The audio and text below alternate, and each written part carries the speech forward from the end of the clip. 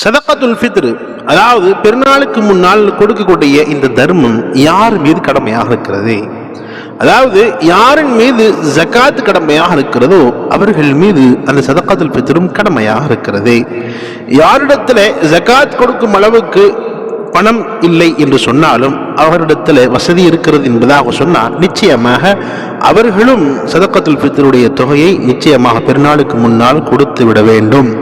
பெருநாளுடைய அந்த தொகை என்ன என்பதாக சொன்னா ஹனஃபி பிரகாரம் நம்ம கோதுமையாக கொடுத்தோம் சொன்னா 1 கிலோ 633 கிராம் கோதுமை கொடுக்க வேண்டும், அல்லது அதனுடைய கிரயம் 90 ரூபாய் வருகிறது. அந்த பணத்தை நிச்சயமாக அந்த பெருநாளுக்கு போறதுக்கு முன்னாடி நம்ம கொடுத்துடணும்.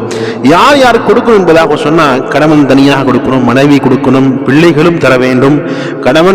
கணவன் மனைவி மக்கள் அனைவருக்குமே சேர்த்து கொடுக்கிறார் என்பதாக சொன்னால் நிச்சயமாக அதுவும் கூடிவிடும், தவறில்லை.